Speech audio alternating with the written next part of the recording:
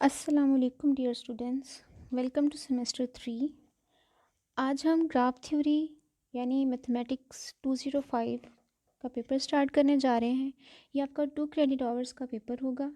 इस पेपर में हम इंट्रोडक्शन पढ़ेंगे, ग्राफ्स के हवाले से कुछ थ्योरम्स पढ़ेंगे, कुछ टाइप्स पढ़ेंगे ग्राफ की, और इसके अंदर कोई जो जो फंक्शंस अप्लाई होते हैं उनमें से कुछ फंक्शंस के ऊपर हम गौर करेंगे कि कौन कौन से फंक्शंस, आइसोमॉर्फिज्म क्या है, इसके अंदर ऑयलर्स थ्योरम अप्लाई होता है, हैंडशेकिंग लेमा क्या है, एंड सो ऑन। अब हम थोड़ा सा पहले इसके इंट्रोडक्शन की तरफ आते हैं। अब ग्राफ थ्योरी में इंट्रोडक्शन से पहले आपको थोड़ा सा आइडिया होना चाहिए कि ग्राफ थ्योरी में हम एग्जैक्टली किस तरह के ग्राफ्स का मुतालिया करेंगे। ग्राफ्स हमने कुछ बना के देखे होंगे, आपने हमेशा से आप बनाते हैं एक्स वाई प्लेन के अंदर आप ग्राफ्स बनाते थे। फॉर एग्ज़ाम्पल आपके पास अगर स्ट्रेट लाइन का ग्राफ आपने ड्रॉ करना है तो आपके पास कोई इस तरह का ग्राफ होता था जिसके अंदर आप मुख्तलिफ पॉइंट्स को ज्वाइन करके ग्राफ को बनाते थे, लाइन ड्रॉ किया करते थे। इसी तरह अगर आप साइन कर्व देखें, एक्स वाई प्लेन में ही साइन या कोस की कर्व अगर हम चेक करें तो आपके पास फॉर एग्ज़ाम्पल कोस की जो कर्व है वो कुछ इस टाइप की होती है। इसमें भी हम क्या करते हैं कि एक्स एक्सिस पे डिफरेंट पॉइंट्स लेते हैं, y is equal to cos x. ये आपकी स्ट्रेट लाइन है, y is equal to m x plus c. तो ये आपके पास सारे ग्राफ्स हैं। तो असल में फिर ग्राफ्स होते क्या हैं, उसके लिए आप सिर्फ इन्हीं को ग्राफ्स नहीं कहते जो एक्स और वाई प्लेन में ड्रॉ किए जाएँ। कई दफ़ा हमें प्लेन डिफाइन नहीं होता और हम फिर भी ग्राफ ड्रॉ करते हैं। फॉर एग्ज़ाम्पल आप इसकी मिसाल कुछ इस तरह से ले लें कि आप अपने फ्रेंड के घर जाते हैं। फॉर एग्ज़ाम्पल आपके सोशल सर्कल आपका बहुत ज़्यादा है, आपका घर किसी गली के कोने में है, ठीक है। आपके फ्रेंड का जो घर है डिफरेंट जगहों पे है। आपके कोई दो फ्रेंड हैं जो कि दो डिफरेंट गलियों में रहते हैं। उन गलियों से कुछ रोड्स निकलते हैं। फॉर एग्ज़ाम्पल एक रोड आपका डायरेक्टली सीधा राउंड लेके एक फ्रेंड के घर की तरफ जाता है, इसी तरह एक जो है वो दूसरे फ्रेंड के घर की तरफ जाता है। और इसी तरह से हम एक और रूट ले सकते हैं कि यही एक रोड आपका निकलता है आपके घर से और वो पहले एक फ्रेंड के घर जाता है और फिर वो वहाँ से दूसरे फ्रेंड के घर आ जाते हैं, ठीक है। वहाँ से एक और रोड निकलता है जो दोनों फ्रेंड्स के घरों को आपस में ज्वाइन भी करता है। इसी तरह तीसरा एक और रूट हम बना सकते हैं कि आपके घर से एक रूट डायरेक्टली आपके तीसरे फ्रेंड की तरफ जा रहा है। फॉर एग्ज़ाम्पल ये अगर आप हैं तो आप नंबर 1 पे अगर रह रहे हैं, आपका एक फ्रेंड नंबर 2 पे रह रहा है, आपका एक फ्रेंड नंबर 3 पे रह रहा है। तो आप अपने नंबर 1 वाले फ्रेंड से अगर आपका फ्रेंड 2 से मुलाकात करनी है, आपने उनके घर जाना है, तो उनके लिए आप कौन कौन सा रूट इस्तेमाल कर सकते हैं। आप नंबर 1 ने अगर 2 के घर जाना है तो आप उसके लिए एक ये सीधा रूट भी इस्तेमाल कर सकते हैं। सिमिलरली आप यहाँ से इसको एक राउंड वे में भी जा सकते हैं।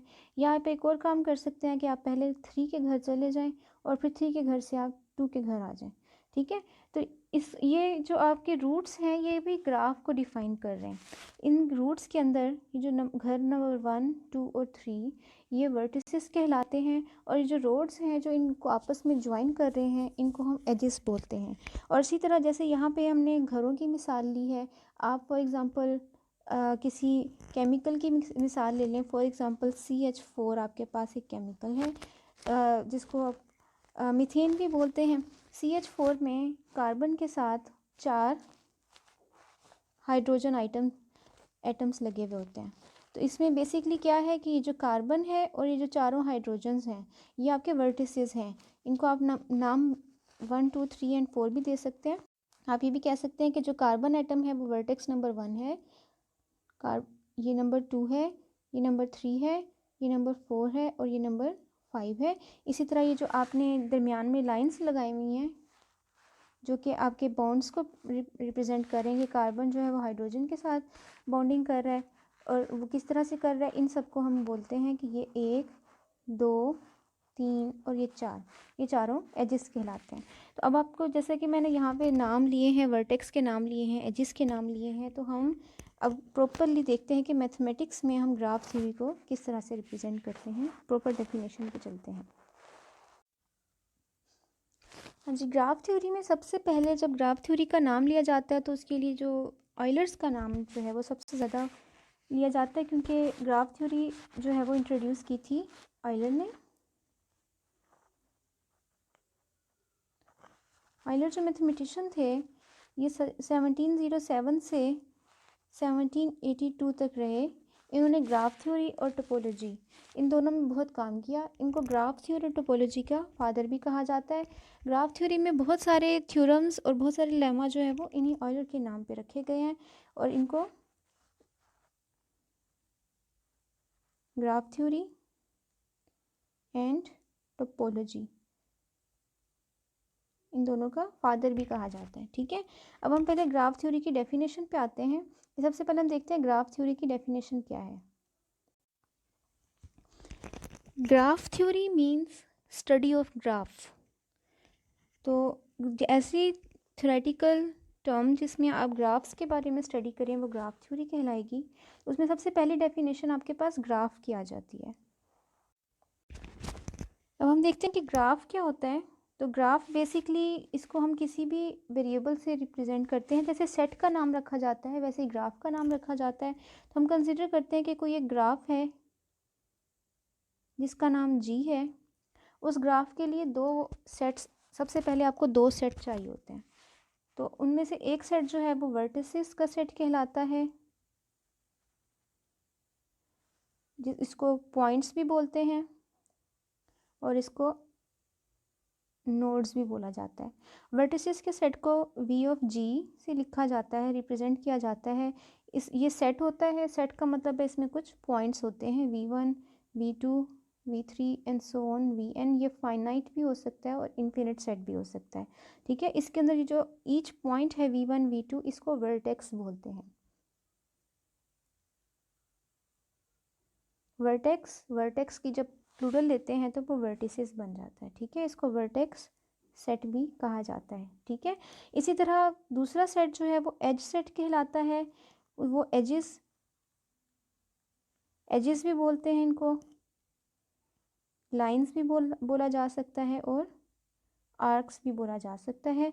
एज सेट को ई ऑफ जी यानी edge set of graph G से रिप्रेजेंट किया जाता है, और इसके अंदर E1 E2 E3 जिस तरह वर्टिसेस जो हैं वो फाइनाइट और इनफिनिट हो सकते हैं, इसी तरह एजेस भी इनफिनिट हो सकते हैं। इसको हम बोलते हैं कि ये आपका एज सेट है। ठीक है, तो आपके पास द ग्राफ जी आपके पास किस तरह से रिप्रेजेंट किया जाएगा। Graph ji is represented by two sets V and E, where V is the set of vertices or points or nodes and it is called vertex set, and E is called the set of edges. E represents edges, lines or arcs. It is represented by E of G and it is edge set. Okay, तो अब इसके अंदर पहले हम देख लेते हैं कि ये जो वर्टेक्स, अब नेक्स्ट हम देखते हैं कि वर्टेक्स क्या होता है और एजेस क्या होते हैं। वर्टेक्स हमारे पास नंबर ऑफ पॉइंट्स होते हैं। इसको एक्सप्लेन करने के लिए वर्टेक्स, एक सिंगल पॉइंट को हम वर्टेक्स कहते हैं और जब एक से ज़्यादा पॉइंट्स हो जाएं तो उसको हम वर्टिसेस लिखते हैं। ठीक है, तो इसको मैं इस एक्सप्लेन आपको एक एग्जांपल से करती हूँ। फॉर एग्जांपल आपके पास एक ग्राफ है जिसमें 4 पॉइंट्स हैं, 2 3 और ये 4। ठीक है, इन चारों पॉइंट्स का हम नाम रख लेते हैं, for example A B C and D, क्योंकि ग्राफ में जो पॉइंट्स होते हैं वर्टिसेस और एजेस उन सब का नाम रखा जाता है। ठीक है, तो हम फॉर एग्जांपल आपके पास ये ग्राफ जो है वो कुछ इस तरह से है। ठीक है, एक और पॉइंट हमारे पास E भी है। ठीक है, तो ये जो ग्राफ है आपका ABCD एंड E, इसमें टोटल 5 वर्टिसेस हैं। तो इसके वर्टिसेस का सेट V ऑफ G, ये जो पूरा ग्राफ है इसको हम G से रिप्रेजेंट करते हैं अगर, तो V ऑफ G आपके पास इक्वल हो जाएगा ABCD एंड E। ठीक है, तो ये जो आपके पास सेट होता है जिसके अंदर वर्टिसेस डाले जाते हैं ये आपका वर्टेक्स सेट कहलाता है। और इसके अंदर आपके पास जो नंबर ऑफ वर्टिसेस होते हैं ग्राफ के अंदर, इसको हम ऑर्डर ऑफ जी बोलते हैं और इसको ऑर्डर ऑफ जी से रिप्रेजेंट किया जाता है। मींस जी के इर्द गिर्द 2 लाइंस ड्रॉ करके इसको रिप्रेजेंट किया जाता है। यहाँ पे इस केस में ऑर्डर ऑफ जी क्या है, 5 है। ठीक है, ये क्या है, number of vertices, order of G का मतलब है number of vertices in a graph. और वर्टिसेस क्या है, vertices are the points which represents the graph. अब अगर आप गौर करें कि आपके पास इस ग्राफ के अंदर ए बी सी डी और ई ये तो पॉइंट्स थे, वर्टिसेस थे, लेकिन ये वाला जो पॉइंट है जहाँ पे दो एजेस ने एक दूसरे को काटा है, ये वर्टेक्स नहीं है। उसकी वजह ये है कि वर्टेक्स एंड पॉइंट या इनिशियल पॉइंट को रिप्रेजेंट करता है, कि जहाँ से एक एज शुरू हुआ उसको वर्टेक्स कहते हैं, या कोई एज जहाँ पे जाके ख़त्म हुआ उसको वर्टेक्स कहते हैं। जहाँ पे ये ओवरलैप कर रहे हैं, ये एक दूसरे को काट रहे हैं, ये इंटरसेक्ट कर रहे हैं, वो वर्टेक्स नहीं कहलाएगा। ठीक है, अब नेक्स्ट हम देखते हैं कि एज क्या होता है। अब जैसा कि आपको नज़र आ रहा है कि वर्टेक्स हमने कहा था कि ये जो आपका गिवन ग्राफ था, इसमें जो कॉर्नर पॉइंट्स थे, जो इनिशियल पॉइंट्स थे, उनको हम वर्टेक्स का नाम दे रहे थे, और इसके नंबर ऑफ़ वर्टेसेस जो किसी भी ग्राफ में होते हैं वो इसको ऑर्डर दे रहे थे। तो अब एज क्या बनेगा, जो ऐसी लाइन जो दो वर्टेसेस को आपस में ज्वाइन करे उसको एज बोलते हैं। ठीक है, a line joining two vertices is called edge. A line joining two vertices is called an edge. और नंबर ऑफ एजेस जो हैं किसी भी ग्राफ में वो क्या कहलाते हैं, वो नंबर ऑफ एजेस जो हैं वो ग्राफ का साइज़ कहलाते हैं। ठीक है, और इसको ई ऑफ जी से रिप्रेजेंट किया जाता है। इसको भी मैं आपको एक एग्जांपल से एक्सप्लेन करूँगी। वही पिछली एग्जांपल लेते हैं, उसमें हमारे पास A B C D and E था। ठीक है, और हमारा जो ग्राफ था वो कुछ इस टाइप का था, ये जो पीछे हमने ग्राफ लिया था। इसके अंदर अगर आप इसमें देखें, A B C D and E, अभी जो इसके एजेस हैं इनको भी हमें नेम देना होगा क्योंकि हमने इसको सेट में लिखना है। तो आपके पास देखें यहाँ पर टोटल 3 लाइनें निकल रही हैं। इसको हम नाम दे देते हैं कि ये E1 है, ये वाला E2 है, और ये वाला तीसरा E3 है। तो अगर आप यहाँ पे एजेस का नाम लें तो आपके पास ए और डी के दरमियान कौन सा एज है, E2 है। इसी तरह सी और बी के दरमियान कौन सा एज है, E3 है। और अगर हम यहाँ पे गौर से देखें तो ई जो वर्टेक्स ई है हमारा, उसके साथ उससे कोई एज नहीं निकल रहा। तो ज़रूरी नहीं है कि हमारे पास ग्राफ में जितने वर्टिसेस हों हर वर्टेक्स से कोई एज भी निकले। ठीक है, तो हमारे पास इस गिवन ग्राफ का अगर, क्योंकि हमने नाम जी रखा हुआ था, तो इसका एज सेट जो है वो बनता है E1 E2 एंड E3। ठीक है, अब इसमें क्योंकि 3 एजेस हैं तो ये साइज ऑफ ग्राफ को रिप्रेजेंट करेंगे। ठीक है, साइज ऑफ ग्राफ क्या होता है, द नंबर ऑफ लाइन्स या number of edges joining two vertices is called size of graph. तो हमारे पास वो रिप्रेजेंट किया जाता है E of G. E means edge of G कितना है, यहाँ पे 3 है। ठीक है, हमारे इस गिवन ग्राफ की एज कितना है, 3, और इसका साइज़ कितना है, 5। सॉरी, इसका ऑर्डर 5 है और साइज़ इसका 3 है। ठीक है, अब आप यहाँ पे देखें कि अब यहाँ पे कुछ टर्म्स हैं जो हमने आगे बहुत ज़्यादा यूज़ करनी है। उन टर्म्स को हम पहले देख लेते हैं कि हमने वो कौन सी टर्म्स हैं जो बार बार यूज़ होंगी, बार बार नाम लिया जाएगा। अब एक तो होगी वर्टेक्स हो गई, फिर एक एज हो गई। अब आगे 2 टर्म्स हम यहाँ पे लेंगे, वो मैं आपको बताती हूँ। यहाँ पे हम टर्म यूज़ करेंगे सबसे पहले तो adjacent. We will use 2 terms in this whole graph theory and they will be represented repeatedly. और आप एक बात याद रखिएगा कि मैं यहाँ पे आपको प्रॉपर डेफिनेशंस नहीं लिखवा रही। All the definitions are given in notes and books, you can study them there. I am only explaining them here. Okay, तो सबसे पहले एडजेसेंट की बात आती है। एडजेसेंट मीन्स एक दूसरे के साथ जुड़े हुए। ठीक है, एडजेसेंट का वर्ड हम यूज़ करते हैं वर्टिसेस के लिए। ठीक है, तो वर्टिसेस एडजेसेंट कब होंगे, जब वो एक दूसरे के साथ लाई करेंगे, एक दूसरे के साथ होंगे। ठीक है, फॉर एग्ज़ाम्पल आप एक ग्राफ ले लें, इसकी एग्ज़ाम्पल भी मैं आपको ग्राफ से देती हूँ। एक ग्राफ है आपके पास, ठीक है, ये वाला ग्राफ है जिसमें हम 4 A B C and D total 4 vertices हैं, और इसमें 1 2 3 एंड 4 एजेस हैं। इसके वर्टिसेस का जो सेट होगा वो क्या बन रहा है, A B C and D, और इसमें एज सेट जो बन रहा है वो बन रहा है 1 2 3 एंड 4। ठीक है, तो अब आप यहाँ पे देखें कि ये वाला जो हमारे पास ग्राफ मैंने यहाँ पे बनाया है, इस ग्राफ के अंदर ए और बी एक दूसरे के साथ जो है वो एक एज के ज़रिए जुड़ रहे हैं। ठीक है, जब एक दूसरे के साथ जुड़ रहे हैं इसका मतलब है ए और बी एक दूसरे से एडजेसेंट हैं। इसी तरह से आप अगर देखें ए और सी भी एक दूसरे के साथ जुड़ रहे हैं तो ए जो है वो सी के साथ भी एडजेसेंट है। लेकिन और इसी तरह सी और डी भी एक दूसरे के साथ एडजेसेंट है। लेकिन अगर हम ए और डी को देखें तो ए और डी का आपस में कोई यहाँ पे इस जगह पे कोई एज नहीं है। जब इस जगह पे कोई एज मौजूद नहीं है इसका मतलब है ये दोनों एडजेसेंट भी नहीं है। इसी तरह पिछले ग्राफ में अगर देखा जाए कि ए और सी एडजेसेंट था, ए और बी एडजेसेंट नहीं था। क्यों? क्योंकि ए और बी के दरमियान कोई एज मौजूद नहीं था।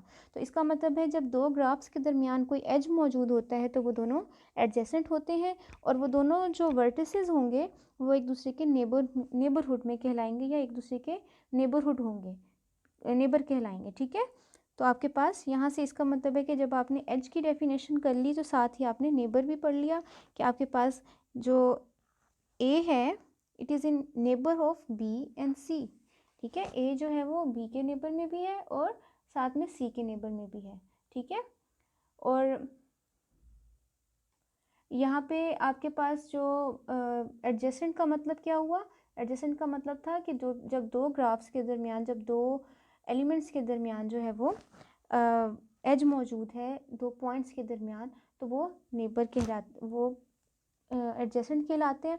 और यहाँ पे जो नेबरहुड होता है वी का या ए का उसको हम रिप्रेजेंट करते हैं टॉ ऑफ वी से।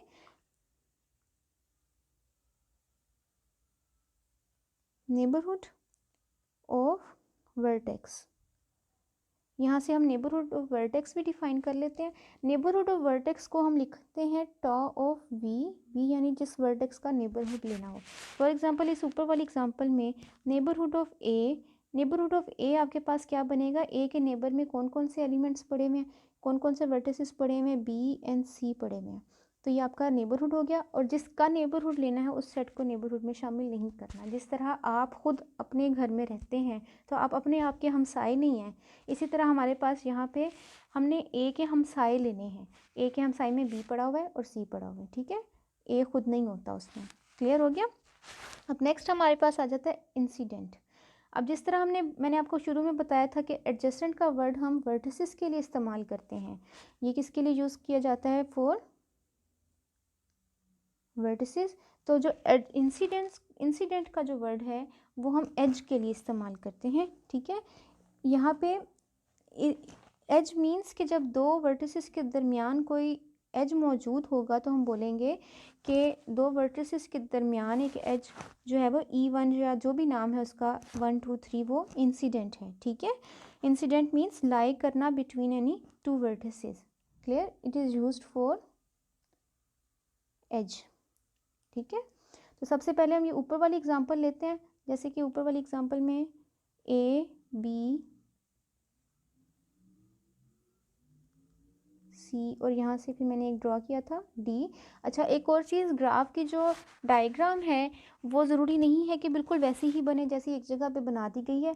अब जैसे कि यहाँ पे मैंने ग्राफ बनाया है A B C and D.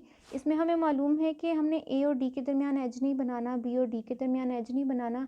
आप जिस तरह की मर्ज़ी डायग्राम में इसको रिप्रेजेंट कर सकते हैं, लेकिन यहाँ पे बस ये बात का ख्याल रखना है कि ए बी सी डी वगैरह के साथ जितने एज है, जहाँ जहाँ पे एज निकल रहे हैं वो वैसे के वैसे ही ड्रॉ किए जाएँ। ठीक है, हम इसकी कुछ एग्जांपल भी आगे करेंगे इस बात की, थोड़ा सा मैं आपको आगे एक्सप्लेन भी करूँगी। तो एजेस का मतलब क्या होगा? इसमें हमने एजेस का नाम दिया था 1 2 3 एंड 4। तो अगर हम यहाँ पे देखें कि जो 1 एज है, 1 इज़ इंसिडेंट या लाई कर रहा है। ठीक है, या लाई कर रहा है ऑन, कहाँ पे लाई कर रहा है? ये 1 ए और बी के दरमियान है तो फिर ए एंड बी पे लाई कर रहा है। ठीक है, ए एंड बी पे इंसिडेंट कर रहा है ये। क्लियर हो गया? इसी तरह से 4 जो है वो सी और डी पे इंसिडेंट कर रहा है और इसी तरह से 3 जो है वो ए और सी पे इंसिडेंट कर रहा है और फिर बी जो है वो 2 जो है वो बी और सी पे इंसिडेंट कर रहा है। ठीक है, ये इंसिडेंट और एडजेसेंट का हम यहाँ पर टर्म इस्तेमाल करेंगे बहुत जगहों पे। नेक्स्ट हमारे पास आ जाता है डिग्री ऑफ द वर्टिसेस, तो हम पहले देख लेते हैं कि डिग्री ऑफ वर्टिसेस किसे कहते हैं।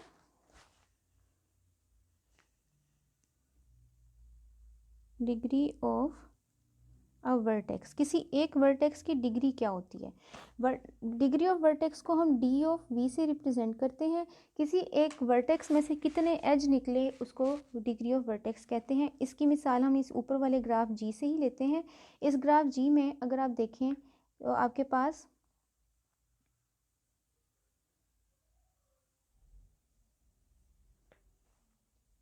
ए बी सी 1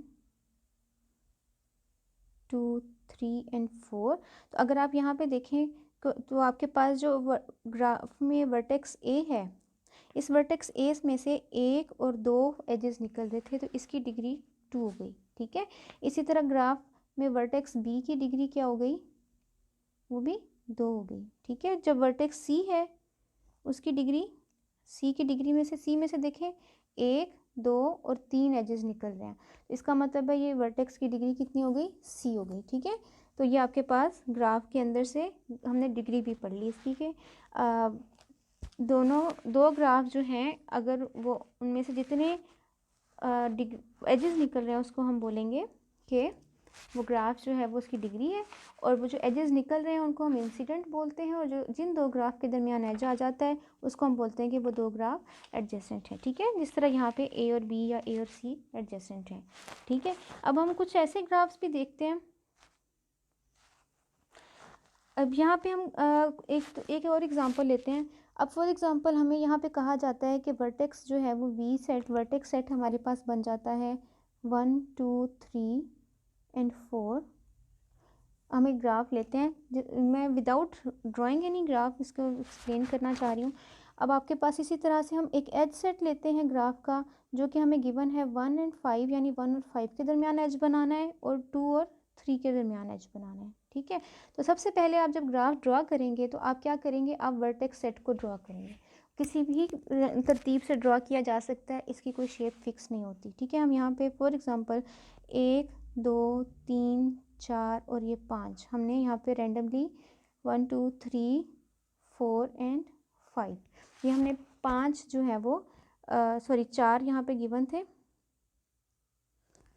तो हम यहाँ पे हमने 4 वर्टिसेस ड्रॉ कर लिए 1 2 3 एंड 4। अब हम एज की बात करते हैं, तो इसमें 2 और 3 के दरमियान एज है, तो हमने 2 को 3 से ज्वाइन कर दिया। लेकिन 1 और 5 के दरमियान एज किसी सूरत में ड्रॉ नहीं हो सकता। उसकी वजह यह है कि हमें वर्टेक्स में 5 का नंबर का वर्टेक्स गिवन ही नहीं है। तो इसका मतलब है कि जब हमें इस तरह की एक टर्म गिवन हो जो कि हम ड्रॉ नहीं कर सकते, अगर वर्टेक्स एग्जिस्ट नहीं करेगा, तो ये जो रिप्रेजेंटेशन है वी और ई की, it does not represents a graph. तो आपके पास यहाँ से हमें ये पता चल रहा है कि ग्राफ की रिप्रेजेंटेशन के लिए ज़रूरी है कि अगर हमने कोई एज डिफ़ाइन किया है तो वो डिफाइंड वर्टेक्स के दरमियान होना चाहिए, यानी ऐसे वर्टेक्स के दरमियान होना चाहिए जो वर्टेक्स सेट के अंदर मौजूद हैं। ठीक है, तो अगर हम इसको जी का नाम दें या इसको जी का नाम दें, तो आपके पास G with the above given V and E is not a graph को चेक करना है कि आपको गिवन सेट जो है वो अगर ड्रॉ किए बगैर वो पूछते हैं कि बताएं ये गिवन सेट है, ग्राफ को रिप्रेजेंट कर रहा है कि नहीं, तो हम क्या करेंगे, हम उसको ड्रॉ करके देखेंगे। हम चेक करेंगे कि क्योंकि 5 is not a vertex in the set, so it does not represent a graph. Okay, next हम देखते हैं कि नेक्स्ट हमारे पास 2 टाइप्स मज़ीद हैं ग्राफ की। अब आज हम ग्राफ की टाइप्स को ही डिस्कस करेंगे। तो ग्राफ में हमारे पास 2 तरह के ग्राफ होते हैं, एक डायरेक्टेड ग्राफ होता है और एक, ये इसको डायग्राफ भी बोलते हैं, और एक अनडायरेक्टेड ग्राफ होता है। आप अगर देखें कि आपके पास रोड्स पे कुछ ऐसे रोड्स होते हैं जो कि 1 वे होते हैं, और कुछ रोड्स ऐसे होते हैं जो 2 वे होते हैं। ठीक है, जब आपके पास डायरेक्शन जो है वो डिफाइन कर दी जाए तो उस ग्राफ को डायरेक्टेड बोला जाता है। अगर आपको बोला जा रहा है कि आपने इसी डायरेक्शन में जाना है तो वो ग्राफ क्या कहलाएगा, डायरेक्टेड ग्राफ कहलाएगा। फॉर एग्ज़ाम्पल आप किसी कंटेनर में से यहाँ से एक पानी का पाइप लगाते हैं। ठीक है, अब वो जो पानी का पाइप है उसको आगे से आप एक 2 चीज़ों से ज्वाइन कर देते हैं, यानी उसकी 2 डायरेक्शंस बता देते हैं। ठीक है, एक तरफ आप कोई ग्लास रख देते हैं और दूसरी साइड पे इसी तरह से एक और ग्लास रख देते हैं, ठीक है, या कोई और बर्तन रख देते हैं नीचे उसके। तो आपके पास ये जो पानी है इसने आपको मालूम है कि एक ही डायरेक्शन में जाना है। अगर आप यहाँ पे देखें कि जो पानी का ग्राफ पानी है वो जो बड़ा आपके पास कंटेनर है उसमें से निकलेगा, ठीक है, और उसने इसी डायरेक्शन में जाना है, ऑपोजिट डायरेक्शन में दूसरे वे पे नहीं जा सकता। तो जब आपको डायरेक्शन डिफाइन कर दी जाए तो उसको बोला जाता है डायरेक्टेड ग्राफ या डायग्राफ। और इसी तरह ऐसा ग्राफ जिसके अंदर आपको डायरेक्शन ना गिवन हो उसको बोलते हैं अनडायरेक्टेड ग्राफ। तो हम ग्राफ में डायरेक्शन को कैसे रिप्रेजेंट करते हैं, हम एरो लगाते हैं, ठीक है। डायरेक्टेड ग्राफ है directions and undirected graph does not have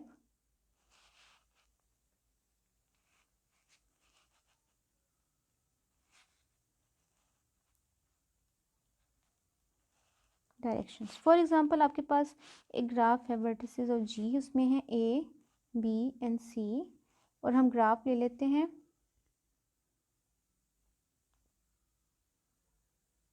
A B and सी, इसका हम एच सेट ले लेते हैं 1 2 एंड 3। इसी तरह सेम हम इसी को एक और तरह से रिप्रेजेंट करते हैं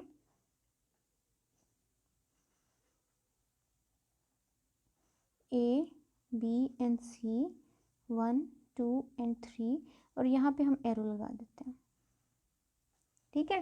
तो जब हम आपके पास ये जो दो ग्राफ्स की मैंने एग्जांपल लिखी हैं, इसमें आपके पास ये जो फर्स्ट एग्जांपल जिसमें हम इसको नाम दे देते हैं G1 का और इसको नाम दे देते हैं G2 का, तो जो G1 है ये अनडायरेक्टेड ग्राफ है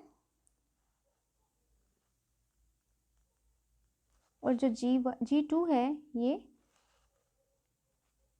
डायरेक्टेड ग्राफ है, ठीक है।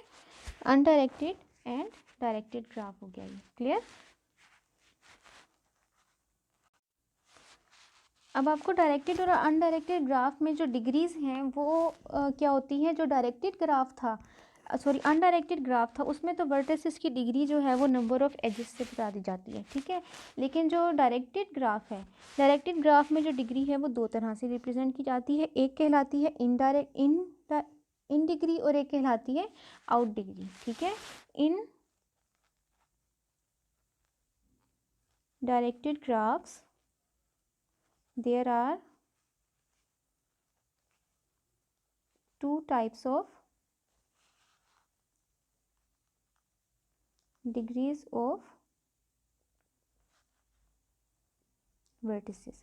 पहली क्या कहलाती है, फर्स्ट कहलाती है इन डिग्री और सेकंड कहलाती है आउट डिग्री, ठीक है। अब इन डिग्री को हम देखें, फॉर एग्जांपल इसी गिवन ऊपर वाले ग्राफ में चेक करें, इनमें से दोनों में से डायरेक्टेड ग्राफ कौन सा था, G1, ठीक है। तो G1 में हम एक वर्टेक्स ले लेते हैं A।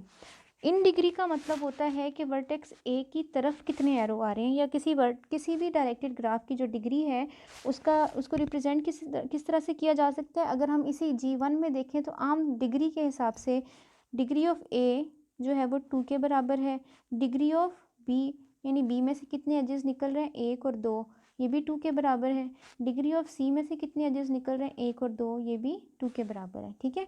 लेकिन जब हम इन डिग्री और आउट डिग्री की बात करें तो हमारे पास इन और आउट डिग्री में इन डिग्री ऑफ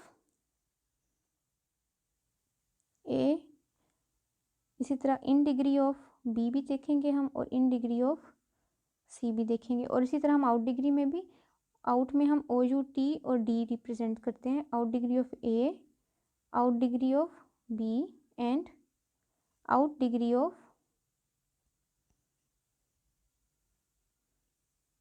C। तो आपके पास यहाँ पे सबसे पहले इन डिग्री ऑफ A की बात करते हैं। A की तरफ कितने एरो आ रहे हैं, कोई भी नहीं आ रहा, तो इन डिग्री ऑफ A क्या होगी, 0, ठीक है। नेक्स्ट हम देखते हैं in degree of B। B की तरफ सिर्फ ये एक एरो आ रहा है, ये वाला, ये जो आपके पास यहाँ पे रिप्रेजेंट किया जा रहा था, तो इसका मतलब है कि इन डिग्री ऑफ B क्या हो गई, 1। नेक्स्ट हम इन डिग्री ऑफ C देखते हैं, तो C की तरफ आपका ये 2 वाला एज भी C की तरफ आ रहा है और 3 वाला एज भी C की तरफ आ रहा है, तो इसकी तरफ 2 एजेस आ रहे हैं टोटल, तो इन डिग्री ऑफ C क्या हो गई, 2 हो गई, ठीक है। इसी तरह से अब आउट डिग्री को चेक करते हैं। आउट डिग्री मीन्स के उस वर्टेक्स से कितने एरोज बाहर को निकल रहे हैं। अब फॉर एग्जांपल ए पे चेक करते हैं। ए से अगर आप देखें ए पे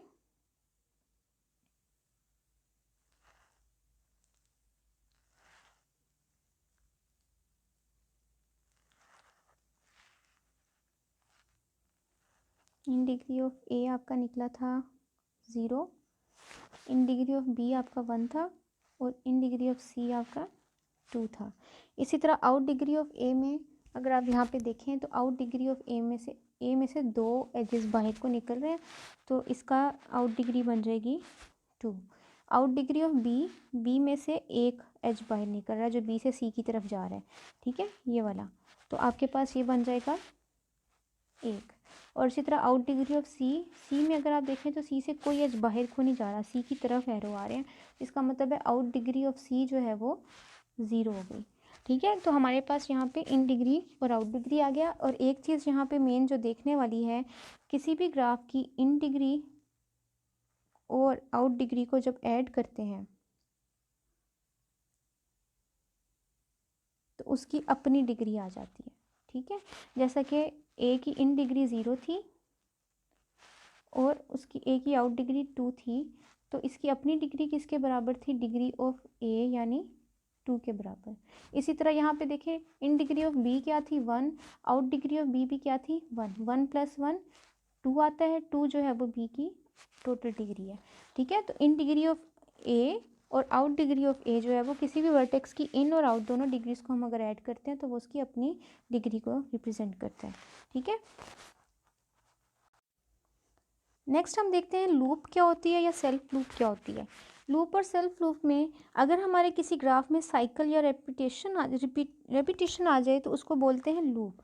उसका मतलब ये होता है कि एक ग्राफ में एक ऐसा एज मौजूद है जो एक वर्टेक्स को खुद अपने आप के साथ ज्वाइन करवा रहा है, ठीक है। If there is a cycle और लूप, या इसका मतलब है an edge in a graph, there is an edge in a graph that join a vertex या नोड को टू itself, उसको अपने आप के साथ ज्वाइन करवा रहा है, तो उसको हम बोलते हैं सेल्फ लूप या अकेला लूप।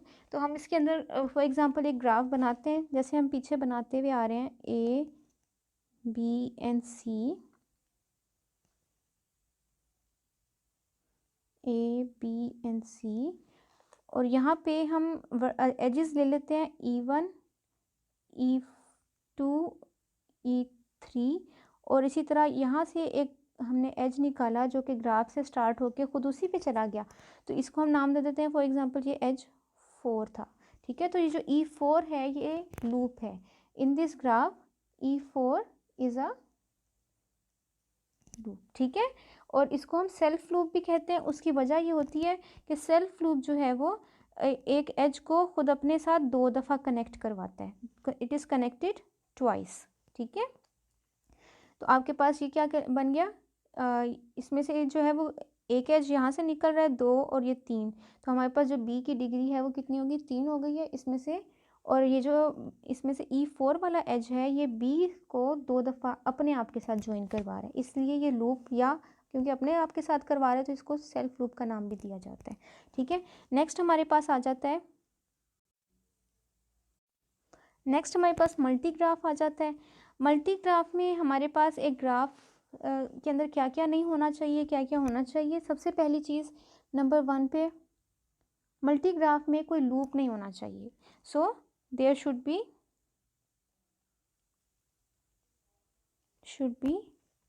नो लूप, ठीक है। और नंबर 2 क्या होना चाहिए मल्टी ग्राफ में कि it have more than 1 edge between 2 vertices. अब जैसे 2 वर्टिसेस हमने बनाए थे तो हम 2 वर्टिसेस के दरमियान एक से ज़्यादा एज बना सकते हैं। It have more than 2 more then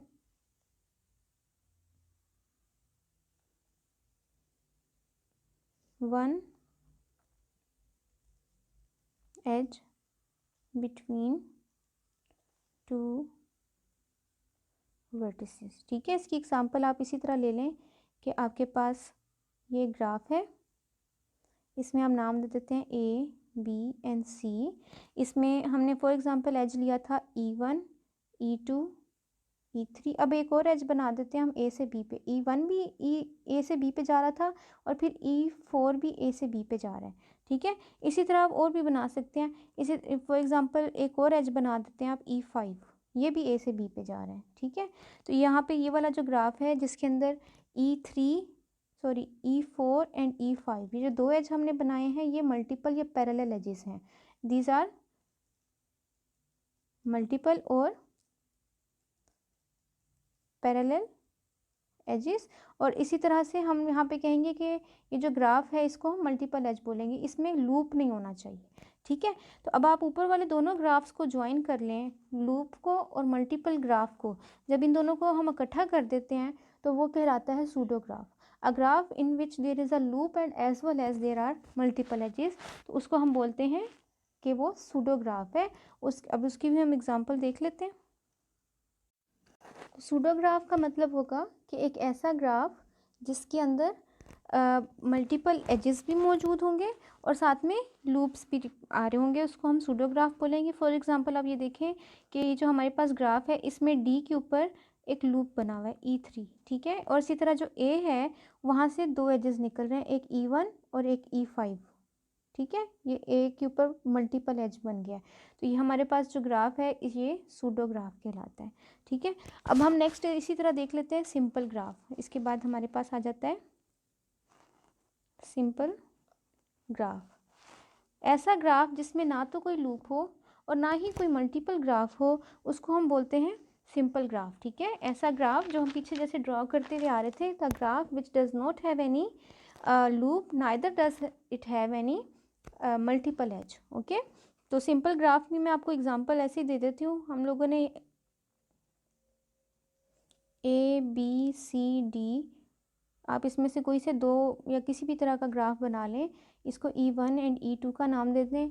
आप चाहे आप तमाम एजेस वर्टिसेस यूज़ हो रहे हैं, चाहे तमाम वर्टिसेस के दरमियान एज है चाहे नहीं है, लेकिन इसमें ना तो कोई लूप होना चाहिए और ना ही कोई मल्टीपल एज होना चाहिए, जैसा कि हमें यहाँ नज़र आ रहा है कि नहीं है। ठीक है, तो ये आपका सिंपल ग्राफ कहलाता है। ठीक है, नेक्स्ट हमारे पास आ जाता है फाइनाइट एंड इन्फिनिट ग्राफ। जैसे कि मैंने शुरू में अभी आपको बताया था कि आपके पास फाइनाइट ग्राफ का मतलब है कि ऐसा ग्राफ जिसके अंदर नंबर ऑफ़ वर्टिसेस जो है वो फाइनाइट होंगे, नंबर ऑफ़ वर्टिसेस भी फाइनाइट होंगे और नंबर ऑफ़ एजेस भी फाइनाइट होंगे। ज़ाहिर अगर वर्टिसेस फाइनाइट होंगे तो एजेस भी फाइनाइट होंगे, उसको हम फाइनाइट ग्राफ कहते हैं। इसी तरह अगर इनमें से कोई नंबर ऑफ़ वर्टिसेस इन्फिनिट हो जाएं या एजेस इन्फिनिट हो जाएं तो फिर आपका जो ग्राफ है वो इन्फिनिट ग्राफ कहलाता है। ठीक है, नेक्स्ट हम आगे एक और टाइप पढ़ते हैं। एक हमारे पास नेक्स्ट आ जाती है आइसोलेटेड नोड या आइसोलेटेड वर्टेक्स। आइसोलेटेड वर्टेक्स या आइसोलेटेड नोड। अब आइसोलेटेड वर्टेक्स या नोड ऐसे वर्टेक्स को बोला जाता है जिसके ऊपर से जिसमें से कोई एज नहीं निकल रहा होता। ठीक है, मैंने पीछे काफ़ी सारे इस तरह के ग्राफ्स बनाए थे। यहाँ पे हम एक ग्राफ ड्रॉ कर लेते हैं, for example A, B and C। इसमें जो C है ये आइसोलेटेड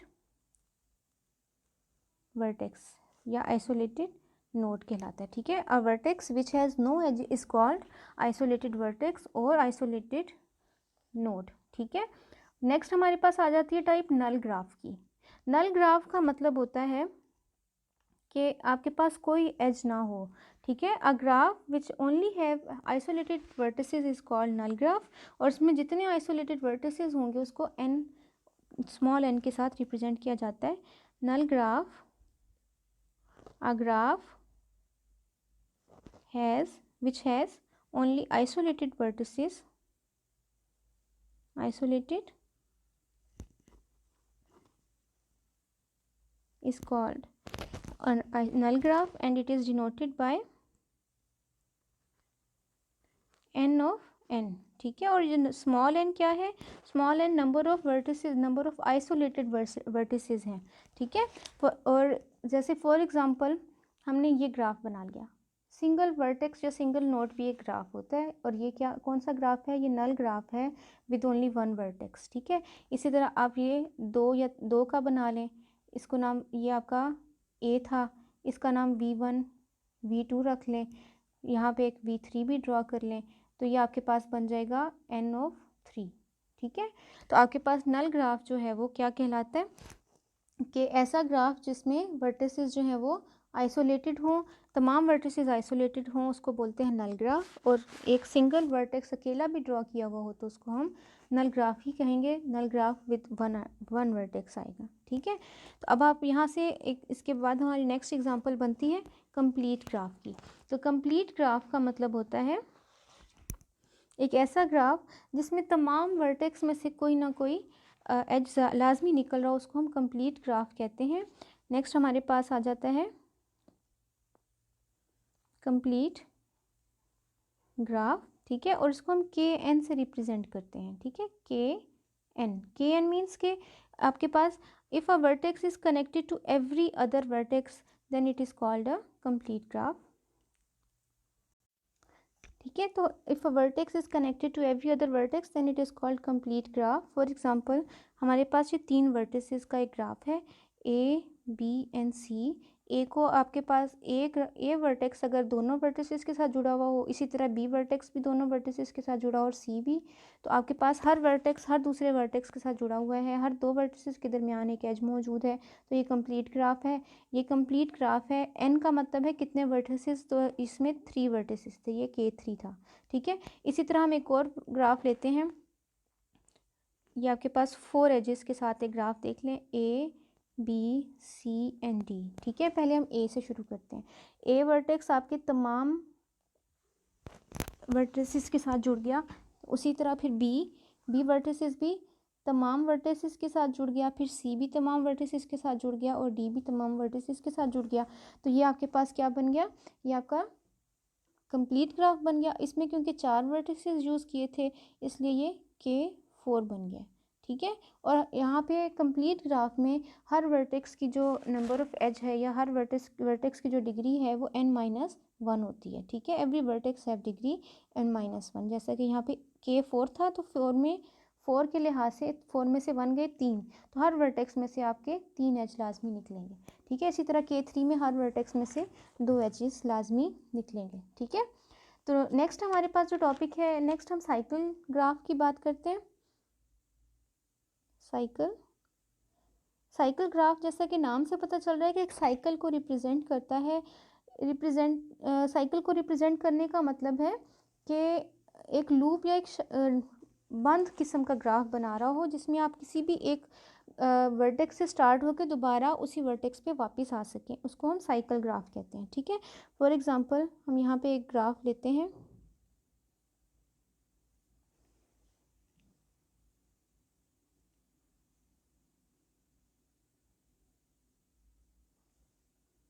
ये ग्राफ है, ठीक है, A, B, C, D and E, ठीक है। इसके एजेस भी इसी तरह रिप्रेजेंट किए जाएंगे। तो जो साइकिल ग्राफ होता है, फॉर एग्जांपल आप ए से स्टार्ट होते हैं, हम ए से सी पे जाते हैं, सी से डी पे जाते हैं, ई पे जाते हैं, ई से डी पे, डी से बी पे और बी से दोबारा ए पे आ गए हैं। तो जब हम ए से स्टार्ट होकर दोबारा ए पे वापस आ सकें तो ये ग्राफ कहलाता है cycle graph. It is represented by CN, और यहाँ पे n हमेशा 3 से बड़ा होना चाहिए, 3 से छोटा यानी n की 2 कीमत के लिए साइकिल बन नहीं सकता। फॉर एग्जांपल आप यहाँ पे देखें कि ए से लेके जब आप बी पे जा रहे हैं तो हम दोबारा बी से ए पे वापस नहीं आ सकते। साइकिल के लिए इसके अंदर एक तीसरा वर्टेक्स लाजमी मौजूद होना चाहिए, ठीक है। It is not a cycle graph and it is a cycle graph. और इसमें क्योंकि 1 2 3 4 5 वर्टेक्स है तो ये आपका C5 है, ठीक है। इसी तरह नेक्स्ट हमारे पास व्हील ग्राफ है। व्हील ग्राफ में हमारे पास क्या है कि एक vertex an additional vertex is added to the cycle. जब आप एक साइकिल बना रहे हैं और उसमें एक नया वर्टेक्स ऐड कर लें और वो जो नया वर्टेक्स आप ऐड कर रहे हैं उसको हर वर्टेक्स के साथ ज्वाइन कर दें तो वो आपका व्हील ग्राफ बन जाता है और उसको WN से रिप्रेजेंट करते हैं, ठीक है। व्हील ग्राफ का मतलब क्या है कि व्हील ग्राफ में दो पार्ट्स होते हैं इसके। एक तो यहाँ पे पहले WN से रिप्रेजेंट किया जाता है। इसमें क्या किया जाता है, एक साइकिल ग्राफ गिवन होता है आपको और उसमें आप n additional vertex is added to the cycle. एक पहले हम एडिशनल वर्टेक्स ऐड करेंगे और उसके बाद that vertex is connected and connect the new vertex to every other vertex, ठीक है, and connect new vertex to every other vertex of that cycle, ठीक है। साइकिल ग्राफ लिया, उसमें एक वर्टेक्स बना डाला और उसके बाद उसको सबसे ऐड कर दिया। अब हम यही ऊपर वाला ही लेते हैं, ठीक है। ये हमने कुछ इस तरह से लिया था,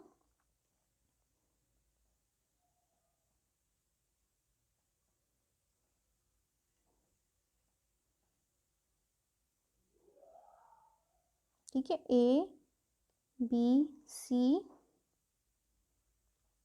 D एंड E, ये साइक्लिक ग्राफ था C5। इसमें हम एक नया वर्टेक्स ऐड कर देते हैं जिसका नाम कहीं पे भी ऐड कर लें, इसका नाम हम यहाँ पे मैं ऐड कर देती हूँ। फॉर एग्जांपल E के बाद हम यहाँ पे F ऐड कर लिया, ठीक है। और इस F को तमाम वर्टिसेस के साथ, A के साथ भी मिलाया, B के साथ भी, C के साथ भी, D के साथ भी और फिर E के साथ भी। तो अब ये जो नया ग्राफ बना है ये व्हील ग्राफ बन गया है और इसका नाम हमने WN, अब ये WN क्या मतलब है, यहाँ W6 बन जाएगा, ठीक है, सॉरी W5 एंड यहाँ पे क्योंकि इनिशियली साइकिल हमने 5 का लिया था तो ये फिर व्हील भी 5 का बनेगा, ठीक है। तो यहाँ पे आज के लिए हमारा इतना ग्राफ काफ़ी है। आज हमने ग्राफ्स की काफ़ी सारी एग्जांपल्स देखी हैं और इन एग्जांपल्स को हमने देखा है कि किस तरह से मतलब ग्राफ की टाइप्स देखी हैं। तो इसमें आपने करना ये है,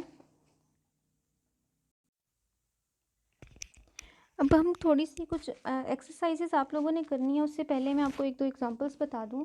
हमने शुरू में एक डायग्राम बनाई थी रोड्स के हवाले से। हमने कहा था कि हमने बोला था कि फॉर एग्जांपल 3 घर हैं,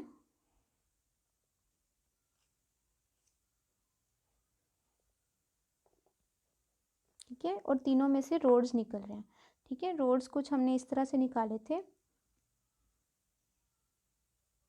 ठीक है, ये रोड्स थे। तो अब यहाँ से आपने इन तीनों घरों को ग्राफिकल रिप्रेजेंटेशन कैसे देनी होगी, तो आपके पास ये बनेगा 1 2 एंड 3। यहाँ से मैंने एक सेंटर से कंबाइन रोड निकाला था, ठीक है।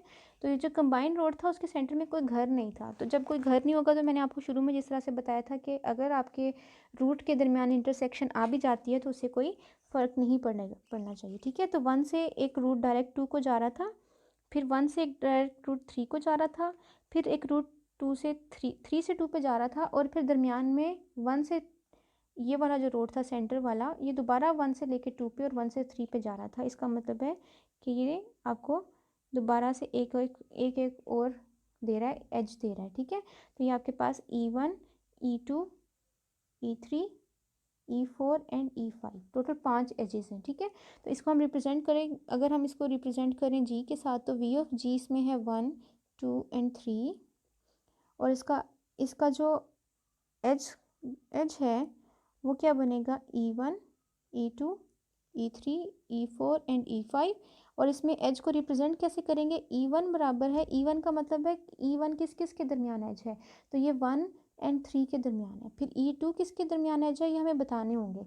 E2 का मतलब है कि 3 और 2 के दरमियान है, ठीक है, ये 2 और 3 के दरमियान है। इसी तरह E3 क्या है, E3 एज है बिटवीन 1 एंड 2। इसी तरह E4 क्या है, E4 अगेन एक एज है 1 और 2 के दरमियान में and E5 is again and edge between 1 and 3, ठीक है। तो ये आपके पास ग्राफिकल रिप्रेजेंटेशन है। और अगर हम यहाँ पे डिग्री चेक करें तो आपके पास वर्टेक्स 1 में से 1 2 3 एंड 4, वर्टेक्स 1 की डिग्री जो है वो 4 है, तो degree of 1 is equal to 4। Degree of 2, vertex 2 में से 1 2 3 एजेस निकल रहे हैं और वर्टेक्स 3 में से भी 1 2 3 एजेस निकल रहे हैं, ठीक है। तो आपके पास ये इनकी डिग्रीज कहलाएंगी। तो आपकी जो एक्सरसाइज है बुक की, मैं भी आपको उसका भी बताती हूँ कि उसमें आपने क्या करना है। तो आपने उसके अंदर इसी तरह के क्वेश्चंस आएंगे। इसी तरह से नेक्स्ट आपको एक और चीज़ दी जा सकती है कि फॉर एग्जांपल हम रिलेशन ले लेते हैं, हमारी जो फूड साइकिल है, फूड साइकिल में हम लिखते हैं फॉर एग्जांपल कि जो सबसे पहले फूड साइकिल में सबसे नीचे ग्रास पड़ी होती है, सबसे नीचे प्लांट्स पड़े होते हैं। तो आपके पास जो गोट होती है, या हम इसे ले लेते हैं कि ज़ेब्रा जो है वो ग्रास खाता है, ठीक है, और फिर ज़ेब्रा को आगे से लाइन खा लेता है, ठीक है। और इसी तरह हम आगे बीच में कुछ और जानवर भी डाल लेते हैं। फॉर एग्जांपल हम यहाँ पे कहते हैं कि आगे हम इसके हम बोलते हैं बीच में एक और जानवर आ जाता है, फॉर एग्जांपल ईगल। ईगल, अब ईगल क्या खाता है? ईगल भी तो ईगल स्नेक्स खाता है, ठीक है, ठीक है। और स्नेक क्या खाता है? स्नेक बीज खाता है, या बीज भी खा लेता है, या ज़ेब्रा को भी कुछ स्नेक्स हैं वो ज़ेब्रा वगैरह भी खा लेते हैं। तो इसी तरह से हम इसको रिप्रेजेंट करेंगे ग्राफ में से। तो ये जो ग्रास, ज़ेब्रा, लाइन और बी, स्नेक्स, ईगल, ये सारे वर्टिसेस होंगे, और इनके दरमियान जो एरो लगे हुए हैं, ये जो एरो हैं ये एजेस को रिप्रेजेंट कर रहे हैं। अगर इन एरोज़ के दरमियान में एरो का मीन्स एजेस के ऊपर एरो लग जाए तो ये डायरेक्टेड ग्राफ बन जाता है। और डायरेक्टेड ग्राफ को की जो रिप्रेजेंटेशन, उसको डायग्राफ भी बोला जाता है। तो हमें यहाँ पे डायग्राफ भी बनाना होगा, ठीक है। तो अब हम आपकी एक्सरसाइज की तरफ आते हैं।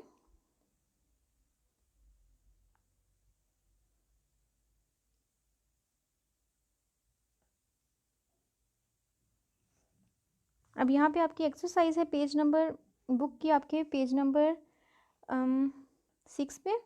पेज नंबर 6 पे नीचे एक्सरसाइज देखें, write down the number of vertices and number of edges and degree of each vertex. यहाँ पे नीचे उन्होंने दो ग्राफ्स दिए हुए, तो आपने इन दोनों ग्राफ्स में सबसे पहले फिगर 1.3 दी हुई है, तो ये आपकी 1.3 फिगर ऊपर है, आपने इसको करना है, ठीक है। और ये वाली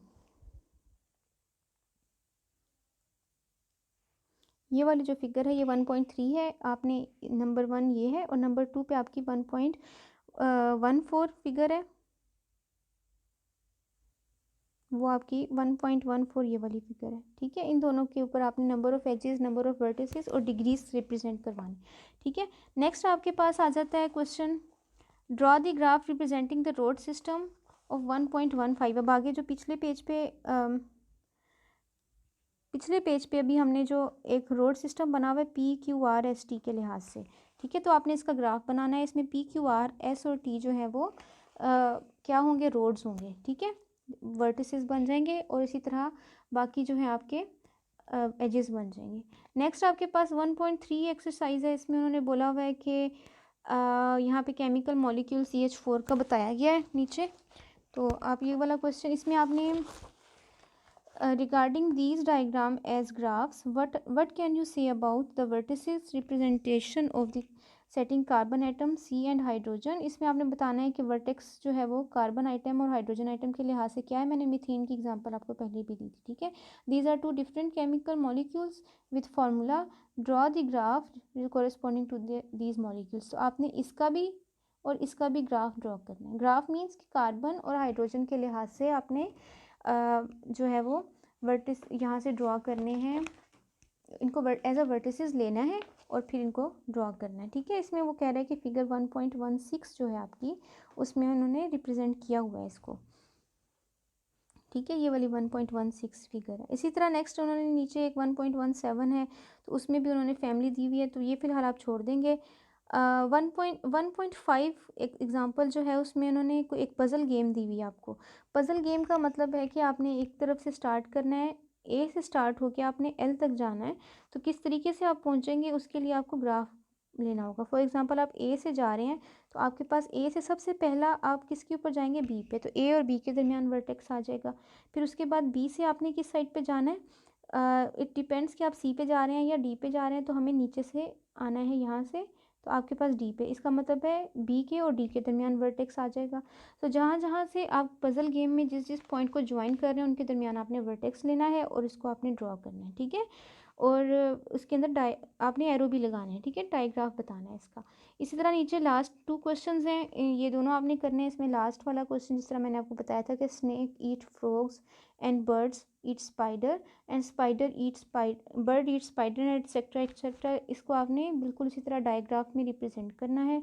और लास्ट पे है John like John, Jean like Jane and Joe like Jane, आपने इसको भी एरो लगाना है कि कौन किसको लाइक करता है और उसके अकॉर्डिंग आपने ग्राफ ड्रॉ करना है। ये आपका होमवर्क है, ठीक है।